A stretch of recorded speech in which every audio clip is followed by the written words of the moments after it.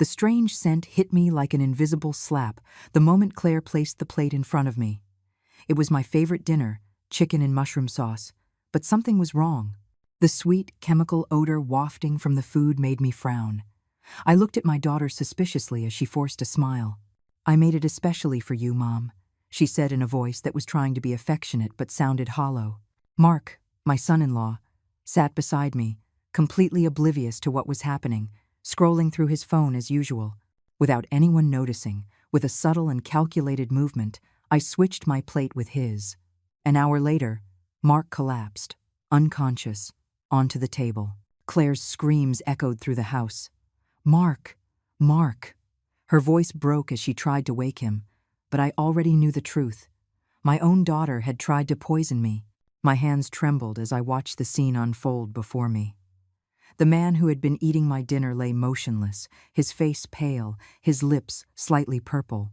Claire shook him desperately, but her eyes didn't show the genuine surprise she should have felt. It was panic, but the panic of someone who knew exactly what had happened. The ambulance arrived 20 minutes later. The paramedics took Mark away while Claire followed, pretending to be the devastated wife. But I stayed in that kitchen, staring at the 2 empty plates, feeling my world fall apart. My daughter, the little girl I had raised with so much love after being widowed, had tried to kill me. And it had all started 3 days earlier, when I refused her the $200,000 she had asked for to expand her business. I vividly remembered that Tuesday afternoon. Claire had arrived at my house with a binder full of papers, charts, and financial projections. Her small clothing boutique was growing, she said, and she needed capital to open 2 more locations. "Mom, it's a safe investment. In 2 years, I'll double your money," she had insisted with that smile I had known since she was a child. But something in her eyes unsettled me. There was a desperation she was trying to hide behind her entrepreneurial enthusiasm. I had built my textile empire from scratch after my husband died 15 years ago. I knew how to recognize when someone was lying about numbers, when the accounts didn't add up, when there was more to a story. The documents Claire showed me were too perfect, too optimistic. The sales projections looked like they were pulled from a dream, not from market reality. But more than that, there was something in the way Mark watched her from the sofa, something in how they exchanged glances when they thought I wasn't looking. "Claire, my love," I had said in the softest voice I could manage, "business isn't done with emotions. These numbers don't convince me. I need more time to analyze them." Her face changed instantly. The smile vanished and was replaced by a cold expression I didn't recognize. "Time? Mom, I've been preparing this for months. You don't trust me." Her voice had risen a pitch, becoming sharper, more disparate. Mark had stood up from the sofa with calculated movements. "Mrs. Eleanor, with all due respect, Claire has worked very hard on this project. Perhaps we could consider at least a portion of the money as a show of family support." His voice sounded controlled, but there was something threatening in his words.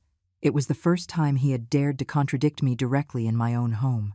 That night, after they left, I stayed up late thinking about the conversation. Something didn't fit. Claire had always been independent, proud of doing things for herself. Why now did she desperately need my money? Why was Mark so involved in pressuring me? I decided to do a little investigating on my own. The next day, I called my trusted accountant, David, who managed all my investments. "David, I need you to discreetly investigate the financial situation of Claire's boutique," I said. "Something doesn't smell right." David had been my right hand for years. He knew my instincts and never questioned my decisions. "Mrs. Eleanor, I'll have news for you in 2 days." While I waited for the results of the investigation, I observed my daughter and Mark more closely. They came to visit me every day, which was unusual for them. Claire seemed more nervous each time, and Mark was constantly on phone calls that he would end abruptly when I entered the room. There was a tension in the air you could cut with a knife. The night before the special dinner, David called me with news that confirmed my worst suspicions. "Mrs. Eleanor, Claire's boutique is bankrupt. She has debts of over $300,000. But there's something worse. Mark has a gambling problem. He owes money to very dangerous people." My heart sank. My child was in serious trouble. Now, sitting in that kitchen after they had taken an unconscious Mark away, it all made sense. They didn't want the money to expand the business. They needed it to save their lives. And when I said no, they decided to take a desperate measure. My own daughter had tried to kill me to inherit my fortune. The love I had felt for her for 37 years transformed into a mixture of horror and betrayal that burned inside me. Claire returned from the hospital 3 hours later, her eyes red and her makeup smeared. "Mark is stable, but the doctors don't understand what happened," she said in a trembling voice. "They say it was some kind of poisoning." She sat across from me at the kitchen table, in the very spot where it had all happened. Her hands shook as she tried to pour herself a glass of water. "Mom, I need you to tell me exactly what you cooked. The doctors need to know what ingredients you used." I looked her directly in the eye. "I didn't cook anything, Claire. You prepared that special dinner for me, remember?" Her face visibly paled. "Yes, but I used your ingredients, your usual recipe." There was a growing desperation in her voice that confirmed my suspicions. "Why did you switch the plates, Mom? Why did Mark end up eating your portion?" I stood up slowly from the chair, feeling every one of my 69 years in my bones. Because the smell seemed strange to me. "Honey, there was something in that food that shouldn't have been there." Claire avoided my gaze, pretending to check her phone. "I don't know what you're talking about, Mom. You're upset because of what happened.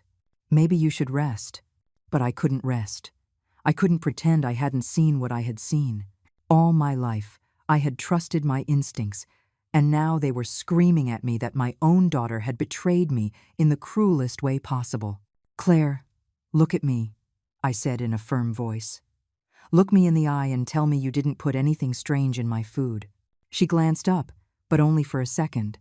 "Of course not, Mom. How could you even think such a thing?"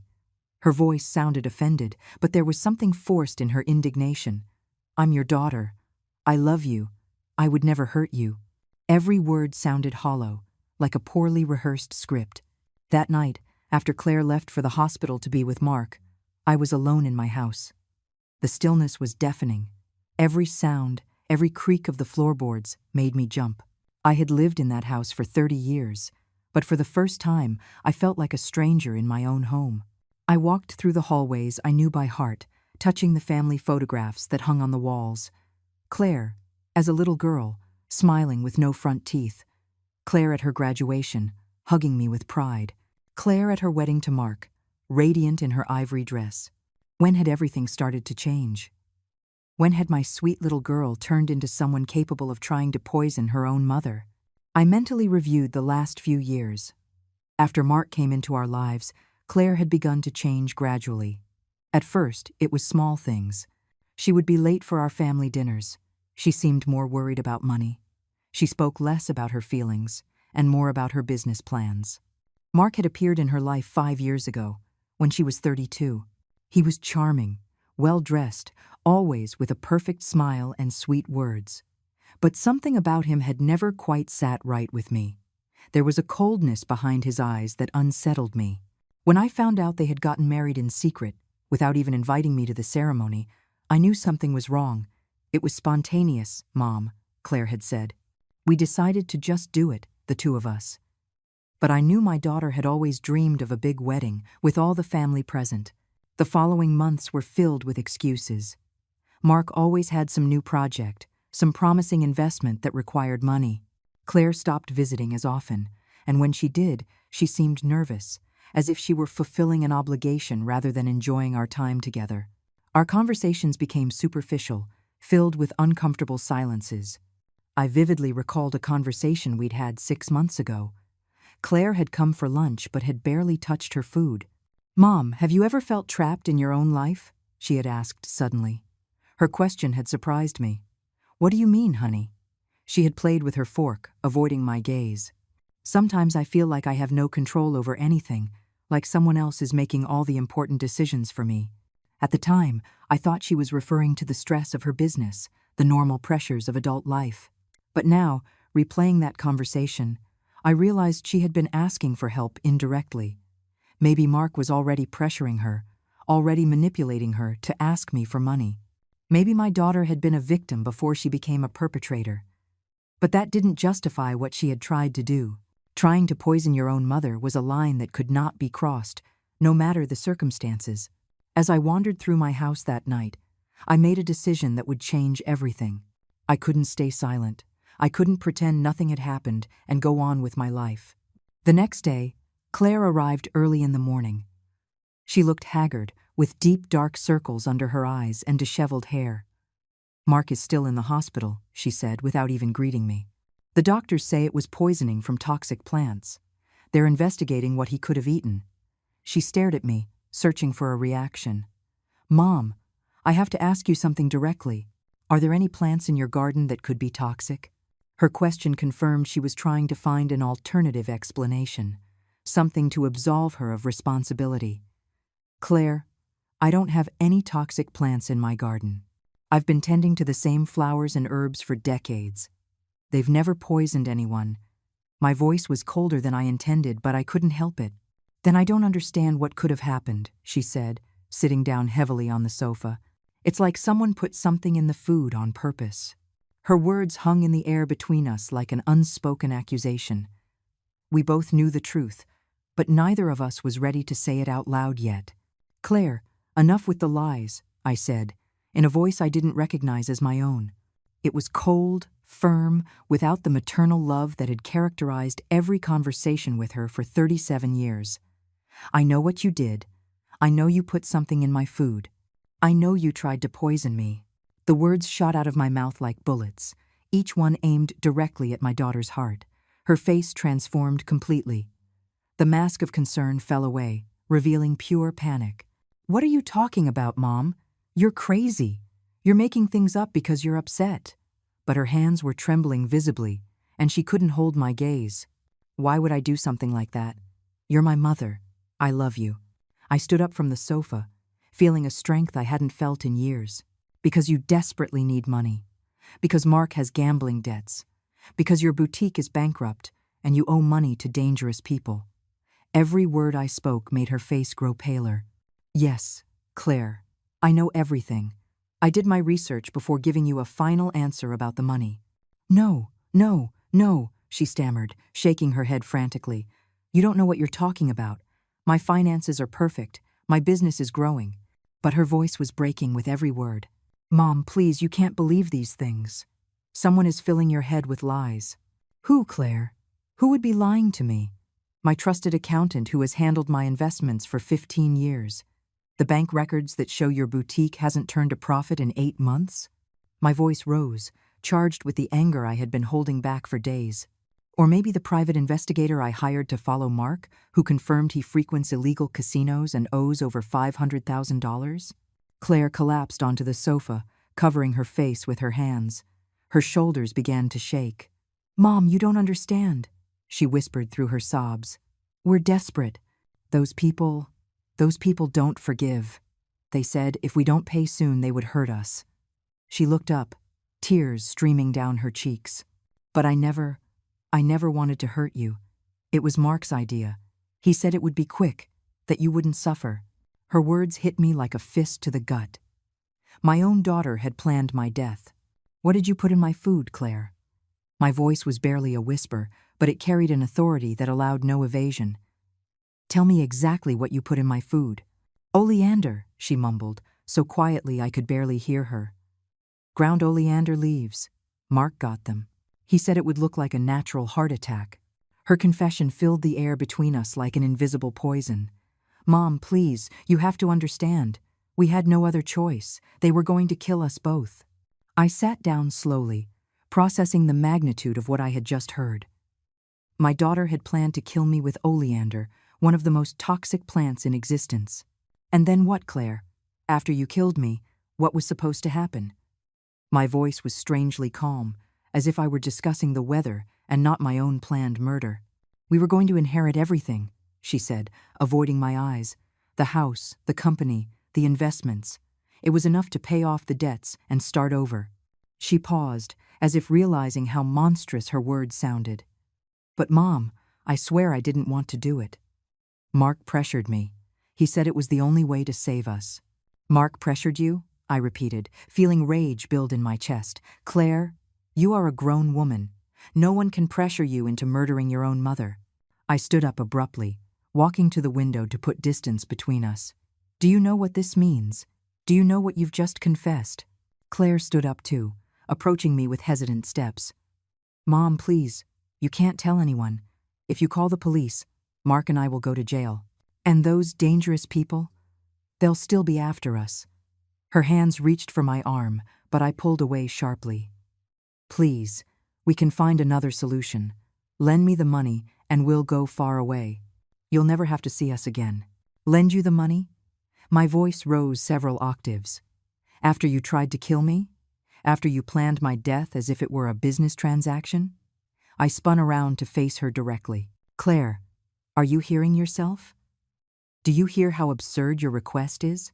Mom, I'm your daughter, she said, her voice breaking. I'm the only thing you have in this world. If you turn me over to the police, you'll be completely alone. Her words were a mix of pleading and emotional threat. Do you really want that?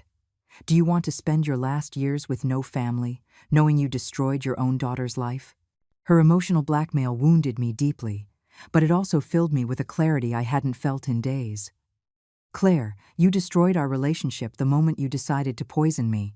I am not responsible for the consequences of your actions. I walked to the front door, pulling it wide open. I want you out of my house. Now. What are you going to do? She asked, panic evident in her voice. Are you going to call the police? Are you going to destroy your own family for revenge? She moved toward the door but stopped before leaving. Mom, think carefully. Once you make that decision, there's no going back. You'll lose us forever. I already lost you, I replied with a sadness that cut me to the bone.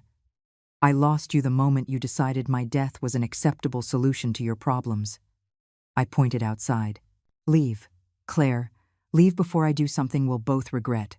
She stood on the threshold for a moment that felt like an eternity. Mom, if you do this, you'll be signing my death warrant. Those people don't forgive. Without the money, Mark and I will have nowhere to hide. Her final plea had a desperate tone that almost broke my resolve. You should have thought of that before you tried to murder me, I said, slowly closing the door. You should have thought of the consequences before you decided my life was worth less than your debts. The sound of the door closing echoed through the house like the end of an era. I stood in the foyer, listening to Claire's footsteps hurrying away down the path. My legs trembled, and I had to lean against the wall to keep from falling. I had thrown my own daughter out of my house after discovering she had tried to kill me. The reality of the situation hit me like an emotional avalanche. I ran out of my house like a fugitive, with no destination in mind, my heart pounding so hard I thought it would burst from my chest. My 69-year-old legs automatically carried me to Brenda's house, my neighbor of 15 years.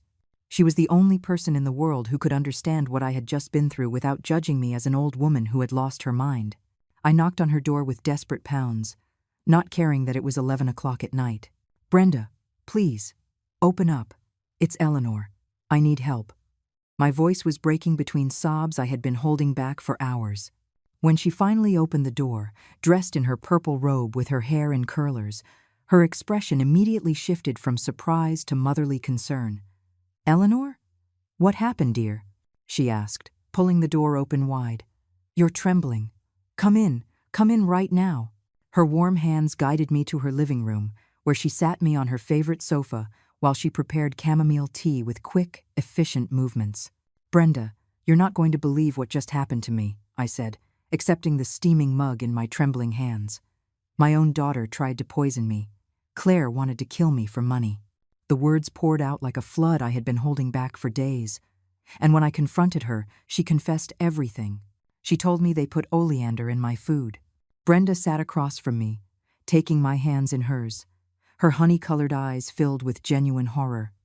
What are you saying, Eleanor? Claire tried to poison you? Her voice was barely a whisper, as if speaking louder would make the situation even more real.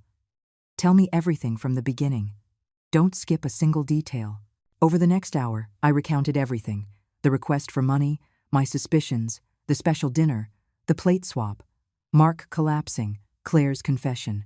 Brenda listened in silence, nodding occasionally, her expression growing graver with every word I spoke.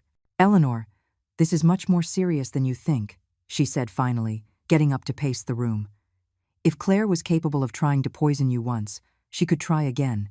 Now that she knows you know the truth, you're a danger to her. She stopped in front of me, her arms crossed. You can't go back to your house alone. It's too dangerous. But what am I going to do, Brenda? I asked, feeling the weight of the situation crushing me. She's my daughter. In spite of everything, she's still my daughter. I can't just turn her over to the police. My tears fell into the teacup, mixing with the warm liquid. All my life I loved her, protected her, cared for her. How could it come to this?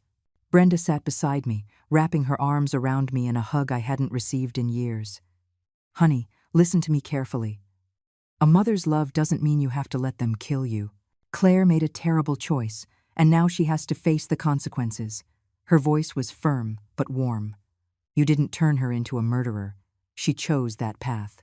But I'm so alone, Brenda. I sobbed against her shoulder. Claire is all the family I have left. If I report her, I'll be completely alone in this world. The reality of my situation hit me like an avalanche. I have no one else. No other children.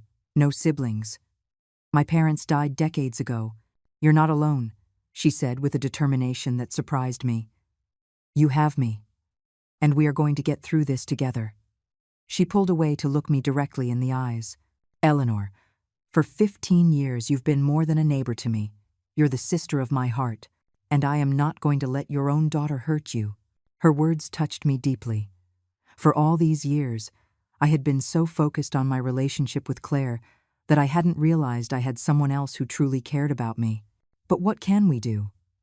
I don't have concrete proof. I only have her confession, and she could deny everything. We have to be smart, she said, getting up to grab a notebook and a pen.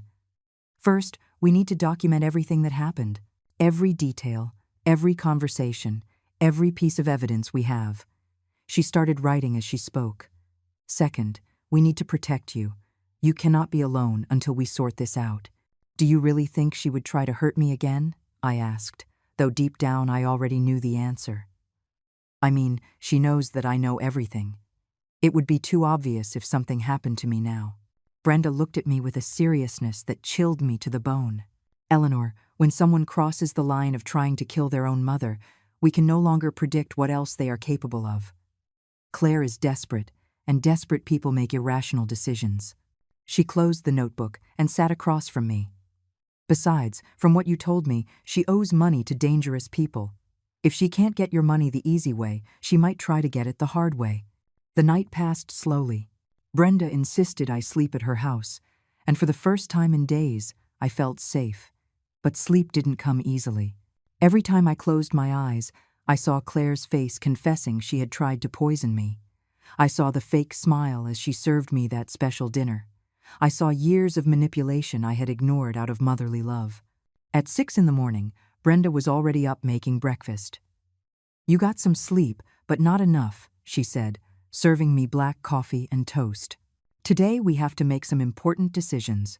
We can't let ourselves be paralyzed by fear or guilt. What do you propose?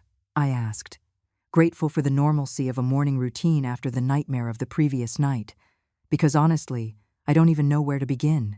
I never thought I'd be in a situation like this. First, we're going to go to your house together so you can pack some things, she said, sitting across from me with her own cup of coffee. But we are going to be very careful. If we see any sign that Claire or Mark are nearby, we leave immediately. She took a sip of coffee before continuing. Second, we need to talk to someone who can help us legally. A lawyer, maybe the police. And if Claire was telling the truth about the dangerous people? I asked, feeling fear wash over me again. What if by reporting her, we're really sentencing her to death? The maternal guilt I had carried my whole life intensified. Brenda reached her hand across the table and took mine. Eleanor, listen to me very carefully. Claire and Mark created this situation. You are not responsible for the consequences of their choices. Your job as a mother does not include allowing them to murder you to save your daughter from her own mistakes. We returned to my house at 10 a.m, with Brenda walking beside me like a protective bodyguard. Her steps were decisive, and her eyes constantly scanned the surroundings for any sign of danger. If we see Mark's car or anything suspicious, we leave immediately. She reminded me for the third time as we walked up the path to my front door. The house felt different when we entered. It wasn't just my imagination. There was a heavy atmosphere, as if the walls themselves had absorbed the betrayal of the previous night. Brenda walked straight to the kitchen, while I stood frozen in the foyer, paralyzed by the memories of everything that had happened in these rooms. "Eleanor, get in here right now," Brenda yelled from the kitchen. Her voice had an urgency that made me run towards her. "Look at this. Look what I found." She was standing in front of the sink, holding something in her hands with a kitchen towel. It was a small glass jar, the kind used for spices, but it was labeled with handwriting I recognized immediately. It was Claire's calligraphy. "Ground oleander," the label read. Brenda held it carefully, avoiding direct contact. I found it hidden behind the other spices. "Your daughter left the evidence right here." My heart stopped completely. Seeing the physical proof of what Claire had done made everything feel even more real, more devastating. "She really did it," I murmured, feeling my legs turn to jelly. "She really brought poison into my house and put it in my food." "There's more," Brenda said, opening the cabinet systematically. "Look, here are used latex gloves in the trash.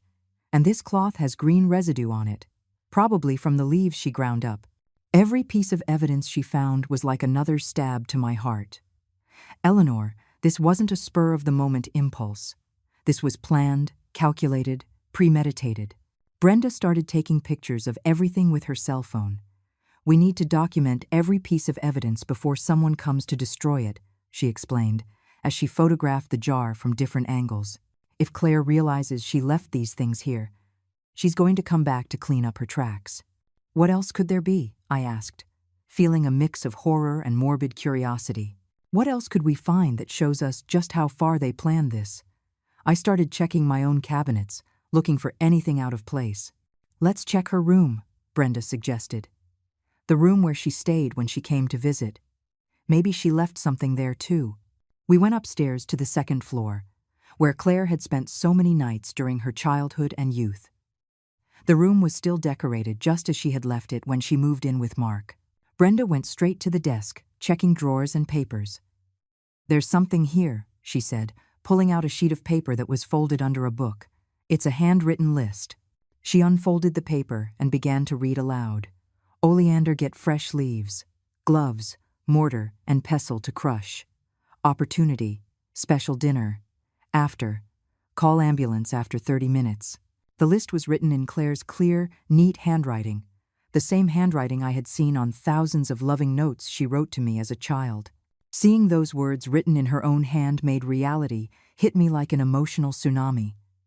"It's a to-do list for my murder," I said, my voice breaking. "My daughter made a list of instructions to kill me." "There's more," Brenda continued, checking the rest of the paper. "It says here, we'll check if change is needed. Approximate liquid inheritance, 2.8 million. Mark's debts, 500,000. Enough left over for a new life. Eleanor, they calculated exactly how much money they would get from your death." I sat heavily on the bed where Claire had slept as a child. The same pink bedsheets she had chosen when she was 12 were still there, washed and ironed, waiting for her next visit. How could I have been so blind? I wondered aloud. How did I not see that my own daughter had turned into this? Brenda sat next to me, taking my hands in hers. "Because you're a mother who loves her daughter. Because you trusted her, as you should. You did nothing wrong, Eleanor. She chose this path."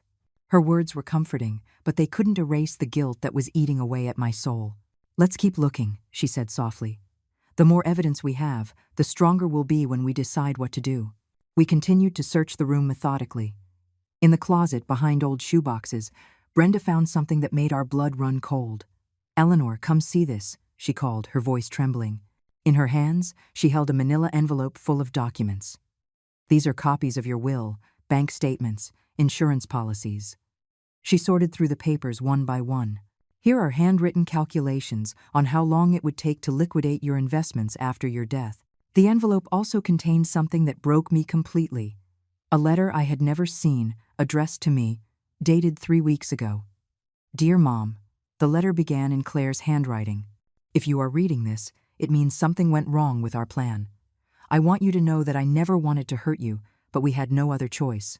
Mark and I are in real danger, and your death was the only way to get the money quickly." Brenda continued reading the letter aloud. "Please, forgive me. I know it's terrible, but I hoped it would be quick and that you wouldn't suffer. The oleander we are going to use will cause a heart attack that will seem natural. The doctors will think it was age and stress. They will never know it was intentional." The letter went on with specific details about how they planned to dispose of the evidence, how they would act like a grieving daughter during the funeral, and how they would distribute the money once they received the inheritance. "After paying off Mark's debts, we plan to move to another country where we can start over. Maybe Costa Rica or Panama, where our money will go further. It's a complete manual on how to murder your mother and get away with it," Brenda said, disgust evident in her voice.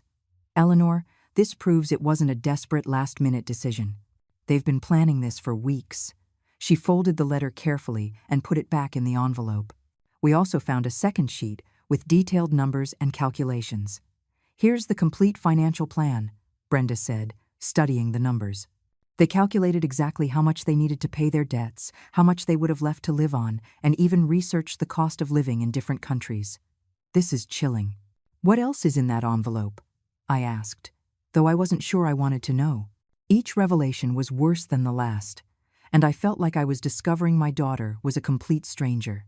"There are receipts," Brenda said, pulling out several small slips of paper, a receipt from a nursery for special ornamental plants, a printed internet search on symptoms of oleander poisoning. "And this," she paused, looking at a paper with a shocked expression. "It's a search on how to act like a grieving relative to avoid police suspicion." The room was spinning around me. My daughter had not only planned to kill me, but had meticulously researched how to fake her grief over my death. "How could she have become this?" I murmured, feeling nauseous. "At what point did the sweet girl I raised turn into a calculating murderer?" "I don't know, Eleanor," Brenda answered with brutal honesty. "But what I do know is that we have enough evidence to prove this was premeditated.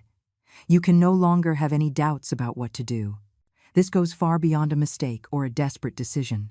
Brenda closed the envelope with all the evidence and looked at me with a determination I had never seen in her. "Eleanor, we need professional help immediately. This is no longer something we can handle on our own." Her voice was firm, but I could detect the fear she was trying to hide. "We have to call the police and a lawyer. There's no turning back now." "Wait," I said, panicking at the thought of involving the authorities. "Can't we try to solve this as a family first? Maybe if I confront Claire with all this evidence, we can reach some kind of agreement." I knew it sounded ridiculous, but the mother in me still clung to the hope that there was a solution that wouldn't completely destroy my daughter. Brenda took me by the shoulders and looked me directly in the eyes. "Eleanor, listen to me very carefully. Your daughter wrote a detailed manual on how to murder you and get away with it. There is no family agreement possible here. This is attempted premeditated murder." Her voice softened, but remained just as firm. "If we don't do something now, the next time, she won't accidentally switch the plates. The next time, she'll make sure there are no mistakes." We went downstairs in silence, each lost in our own thoughts. When we reached the kitchen, Brenda started making phone calls. "Hello, I need the number for a criminal defense attorney who can handle an emergency," she said into the phone while I stood like a statue, still processing everything we had discovered. "The lawyer we found, Mr. Roth, arrived at my house 2 hours later. He was a man in his 50s with gray hair and a serious expression that inspired confidence." "Mrs. Eleanor," Brenda briefly explained the situation to me over the phone. "You can tell me everything from the beginning." He sat in my living room with a legal pad, ready to take detailed notes. I recounted the entire story one more time. The request for money, my suspicions, the research I did on their finances, the special dinner, the plate swap, Claire's confession, and finally, all the evidence we had found that morning. Mr. Roth took notes constantly, asking specific questions about dates, times, and details.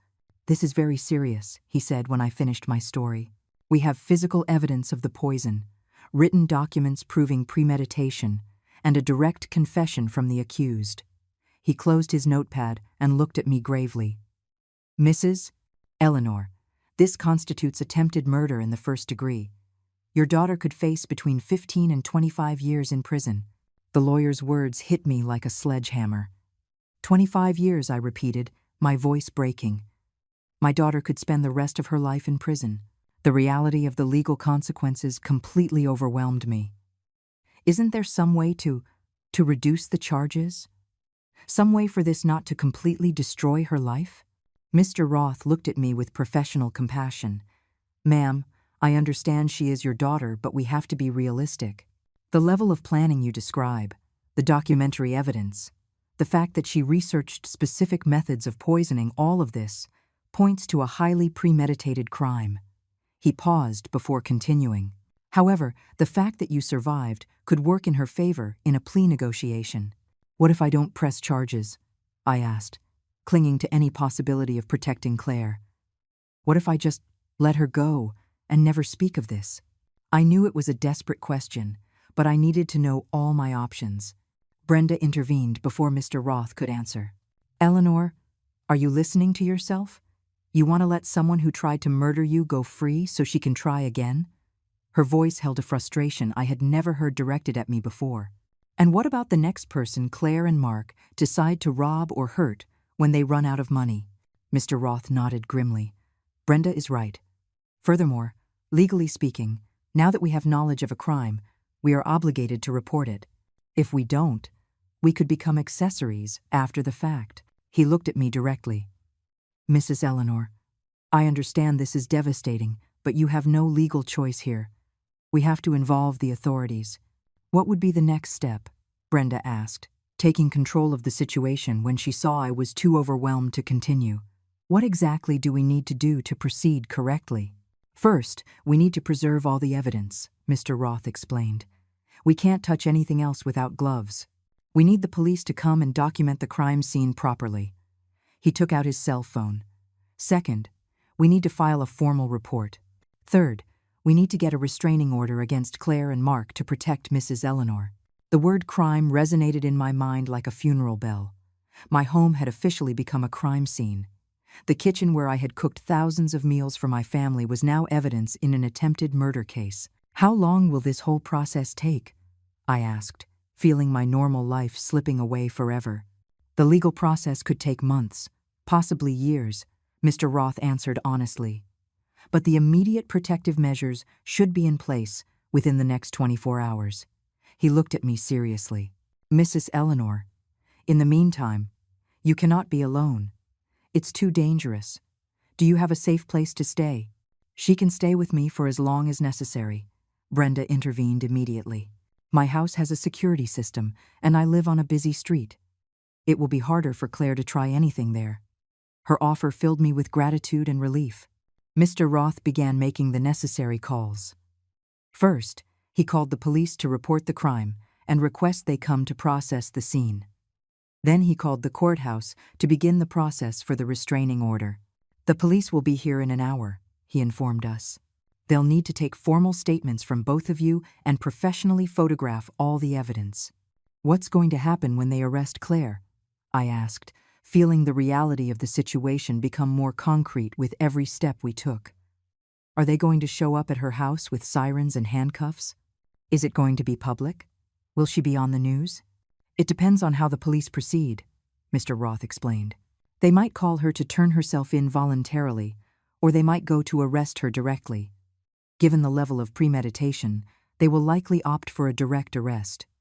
He paused. As for the media, we will try to keep this private, but I can't guarantee anything once it goes to court. The idea of the situation becoming public terrified me. People are going to know that my own daughter tried to kill me. The shame and humiliation added to the pain and betrayal I already felt. They're going to think I'm a terrible mother who raised a murderer. Brenda came over and hugged me tightly. People are going to see that you are a brave victim who had the courage to do the right thing, even when it was the hardest thing in the world. Her voice was firm and comforting, and anyone who judges you for Claire's actions isn't worth your concern. When the police arrived, everything became surreal. 2 detectives, a woman named Detective Miller and a man named Detective Evans, took control of my house. They photographed everything, packed the evidence in special bags, and took detailed statements from Brenda and me. Mrs. Eleanor, Detective Miller told me after reviewing all the evidence, this is one of the most well-documented cases of attempted homicide I have ever seen. Your daughter and son-in-law are going to face very serious charges. Her tone was professional but compassionate. I know this must be devastating for you, but you did the right thing by reporting it. The arrest took place at dawn the next day. Brenda and I were having breakfast in her kitchen when my cell phone rang. It was Detective Miller. Mrs. Eleanor, we've just arrested Claire at her residence. Mark is still in the hospital under police custody. Her voice was professional, but I could detect a certain satisfaction. Claire resisted arrest and denied everything initially, but when we showed her the evidence, she broke down completely. My hands shook so much I almost dropped the phone. Knowing my daughter was in a police cell brought a mixture of relief and devastation I didn't know how to process. What happens now? I asked, as Brenda took my free hand for support. There will be an arraignment this afternoon at 3 o'clock, the detective explained.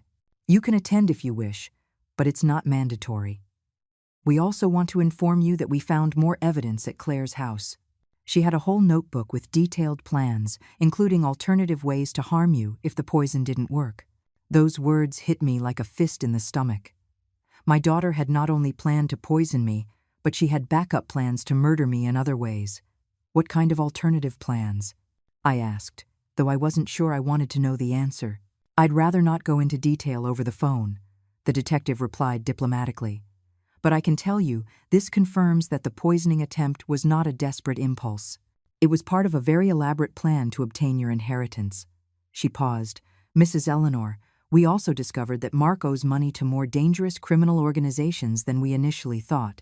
After I hung up, I sat in silence for several minutes. Brenda respected my need to process the information without pressuring me to speak. Finally, I broke the silence. Brenda, I think I want to go to the hearing. I need to look her in the eye. I need to hear what she has to say now that she can't lie anymore. Are you sure? Brenda asked with concern. It's going to be very difficult emotionally. Seeing Claire in handcuffs, hearing the formal charges. She moved closer to me. You don't have to torture yourself by witnessing that. You can stay away and let justice take its course. No, I replied with a determination that surprised me. I've spent my whole life protecting her from the consequences of her actions. I was always the mother who fixed her problems, who defended her when she got into trouble, who gave her second chances. I stood up from the table, feeling a strange clarity. This time, I need to see her face the real consequences of what she did. We arrived at the courthouse 2 hours before the hearing. Mr. Roth met us at the entrance and explained exactly what to expect. Claire will enter in handcuffs and a prison uniform. The judge will read the formal charges: attempted murder in the first degree, conspiracy to commit murder, and possession of a toxic substance with criminal intent. His voice was serious. Afterward, the defense attorney will ask for bail, and the prosecution will argue that she should remain in custody. When we entered the courtroom, my heart was beating so fast I thought everyone could hear it. The room was cold and impersonal, with wooden benches and fluorescent lights that gave it a somber look. I sat in the front row, with Brenda beside me and Mr. Roth behind us. When they brought Claire in, I almost didn't recognize her. Her hair was a mess, her face swollen from crying, and the orange jumpsuit made her look small and vulnerable. But what struck me most were her eyes. When she saw me sitting in the front row, her expression changed from sadness to something I can only describe as pure hatred. "Mom," she muttered as she passed near me, but her tone held no love or remorse. It held resentment, as if I were the one to blame for her current situation. "Are you really going to do this? Are you really going to destroy your own family?" I didn't answer her. I couldn't. Seeing my daughter in that situation broke my heart, but knowing she still blamed me for her actions confirmed I had made the right decision. Claire wasn't sorry. She was angry she had been caught. The judge, an older man named Judge Thompson, entered and the hearing began. "The State versus Claire Peterson," the clerk announced. "Charges of attempted murder in the first degree, conspiracy to commit murder, and possession of a toxic substance with criminal intent." When the prosecutor began to read the specific details of the charges, describing how Claire had planned my death, how she had researched methods of poisoning, how she had written detailed to-do lists. My daughter slumped in her chair. For the first time, she seemed to truly understand the magnitude of what she had done. "How do you plead?" the judge asked, looking directly at Claire. Her defense attorney, a young man who seemed overwhelmed by the gravity of the case, whispered something in her ear. "Not guilty," Claire said in a barely audible voice. But as the prosecutor began to present the evidence, the jar of oleander, the letter in her own handwriting, the internet searches, her face completely fell apart. "Your Honor," the prosecutor said, "the defendant meticulously planned the murder of her own mother to obtain an inheritance of nearly $3 million. We have physical evidence, documents written by the accused, and a direct confession." He held up the envelope with all the evidence. This was not a crime of passion. It was a calculated murder that failed only by chance. The defense attorney tried to argue for bail, explaining that Claire was a mother, had no criminal record, and had been under extreme pressure from her husband's debts. But the prosecutor countered that someone capable of planning the murder of her own mother was an extreme danger to society. "Furthermore, Your Honor," the prosecutor continued, "we found evidence that the defendant had alternative plans to murder the victim if the poisoning failed. This demonstrates a persistent determination to commit this crime." His words echoed through the courtroom like a death sentence. Throughout this legal exchange, Claire was staring at me constantly. But it wasn't the look of a repentant daughter asking her mother for forgiveness. It was the look of someone who felt betrayed, as if I had done something terrible to her by reporting her attempt to murder me. When the judge finally spoke, his voice filled the room with absolute authority. Given the premeditated nature of these crimes, the overwhelming evidence presented, and the fact that the victim is the defendant's own mother, I find that the defendant represents an extreme danger to the community. He looked directly at Claire. Bail is denied. The defendant will remain in custody until trial. The sound of the judge's gavel echoed like thunder. Claire completely broke down, sobbing uncontrollably. "Mom!" she screamed as the officers led her away. "Mom, please, you can't do this. I'm your daughter, your only family." But I remained silent. Watching my daughter being led away in handcuffs was one of the most painful moments of my life, but also the most necessary. For the first time in 37 years, I didn't run to rescue her from the consequences of her actions. Mr. Roth walked us out of the courthouse. "Now comes the hard part," he explained. "The legal process is going to take months. Claire will probably try to negotiate a plea deal to reduce her sentence." He looked at me with compassion. "Eleanor, are you prepared for this? Because it's going to get worse before it gets better." "I'm prepared," I answered, and for the first time in days, I truly believed it. I'm prepared to do what I should have done years ago. Let Claire face the real consequences of her decisions. The next 3 months were a whirlwind of legal proceedings, hearings, and increasingly disturbing revelations about my daughter's true nature. Mr. Roth kept me informed of every development in the case, and each new piece of evidence that emerged painted a portrait of Claire that I struggled to recognize as the child I had raised. "Eleanor, I need to talk to you about something we discovered," Mr. Roth said during one of our weekly meetings in his office. His expression was graver than usual, which was saying a lot given the seriousness of the case. "The investigation has revealed that this was not Claire's first attempt to harm someone for money." I froze in my chair. "What do you mean it wasn't the first attempt?" My voice was barely a whisper. "She's tried to poison someone else?" The possibility that my daughter was a serial killer terrified me more than I thought possible. "Not exactly poisoning," Mr. Roth explained carefully. "But they found evidence that 2 years ago, she deliberately caused her mother-in-law to fall down the stairs. The woman survived, but suffered serious injuries. At the time, everyone thought it was an accident." He opened a folder full of documents. They also discovered that Claire had been stealing money from elderly people in the neighborhood, offering to do their shopping and keeping the change. Each revelation was like another nail in the coffin of the daughter I thought I knew. "Why did no one tell me about these incidents?" I asked, feeling a mix of horror and shame. "Why didn't anyone come to me and say my daughter was hurting people?" "They were isolated incidents that seemed accidental or minor," Mr. Roth replied. "No one connected the dots until now. But the DA is using this pattern of behavior to show that Claire is a serial predator who preys on vulnerable people. He closed the folder and looked at me directly. Eleanor, this means she will likely receive a much harsher sentence than we originally thought. During those weeks, Claire tried to contact me multiple times from jail. Phone calls that I rejected, letters that Brenda intercepted before I could read them, and even attempts to send messages through other people. But I stood firm in my decision to have no contact with her. Aren't you curious what she has to say? Brenda asked me one afternoon as we burned another unopened letter from Claire in the fireplace. Don't you want to know if she's finally sorry? We were sitting in her garden, drinking tea, and watching the sunset. No, I replied with a certainty that surprised me. Because I know she isn't sorry for the crime. She's sorry she got caught. I took a sip of my tea, feeling a calm I hadn't experienced in years. Her entire life, Claire has used the right words to manipulate my emotions. I'm not giving her another chance to do it. The real final confrontation came when Mark finally recovered enough to be questioned. Mr. Roth called me after he testified to the DA's office.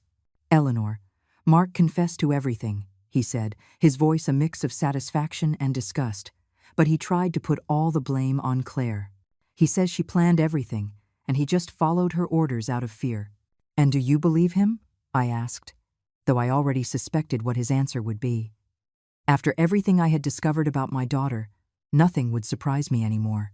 The evidence suggests they were both equally guilty, Mr. Roth responded. But there's something interesting. Mark says that Claire had planned to poison him too, after she killed you. Apparently, she wanted the entire inheritance for herself. The revelation left me speechless. My daughter had planned to murder both her mother and her husband to keep all the money. 2 weeks later, the moment I had been both dreading and waiting for arrived. The plea hearing. Mr. Roth had explained that Claire had decided to accept a deal with the prosecution to avoid a trial. She is going to plead guilty to attempted murder in the second degree in exchange for a sentence of 15 years without the possibility of parole, he explained. 15 years, I repeated, processing what that meant. My daughter is going to spend the next 15 years in prison. The reality of the situation hit me like an avalanche. When she gets out, I probably won't be alive to see it. It's possible, Mr. Roth admitted gently, but it's also possible that these years in prison will give her time to truly reflect on what she did. Maybe when she gets out, she'll be a different person. His optimism sounded forced, but I appreciated the attempt. The plea hearing was completely different from the first one. This time, Claire looked resigned instead of defiant. When the judge asked if she understood the charges against her, she answered with a nearly inaudible yes. When he asked if she was pleading guilty voluntarily, there was a long pause before she whispered, "Guilty." But it was during the victim impact statement that I was finally able to say everything I had been holding in for months. The judge gave me the opportunity to speak directly to my daughter before he passed sentence. I stood up slowly, feeling the weight of every one of my 69 years. I looked Claire directly in the eyes for the first time since her arrest. "Claire," I began, my voice steady. "For 37 years, I loved you unconditionally. I protected you, I defended you, and I forgave you for everything. But I cannot forgive you for planning to murder me for money." Claire began to cry, but I continued.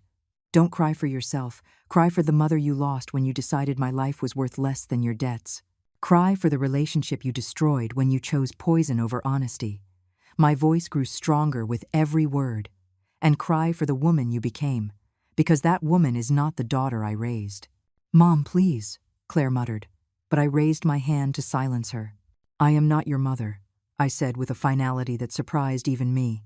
"A daughter who plans to murder her mother has given up the right to call her mom." I turned to the judge. "Your Honor, I request that the defendant be prohibited from any contact with me during and after her incarceration. I do not want to receive letters, calls, or messages of any kind." The judge nodded gravely. "So ordered," he said, and then turned to Claire. "Miss Peterson, for the crime of attempted murder in the second degree, I sentence you to 15 years in prison without the possibility of parole. Furthermore, you are prohibited from any and all contact with the victim for the remainder of your life." The sound of the gavel was final. Claire was led away in handcuffs one more time, but this time she didn't scream my name. This time, she just went silently, and I knew it was the last time I would ever see her. A year after the trial, my life had completely changed, but in ways I never would have imagined.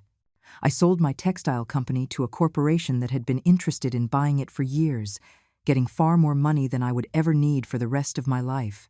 With those funds, I bought a small but beautiful house just 3 blocks from Brenda, who had become the sister I never had. "Do you regret it?" Brenda asked me one afternoon as we drank coffee in my new kitchen. It was a question she had asked several times over the year, and my answer was always the same. "Do you regret reporting Claire?" "No," I replied without hesitation, looking out the window at my small garden where I had planted new flowers. I regret failing her as a mother for so many years. I regret not setting boundaries when she was young. I regret not seeing the signs that she was turning into someone capable of this. I took a sip of coffee, but I don't regret stopping her before she hurt more people. Life without Claire had been surprisingly liberating.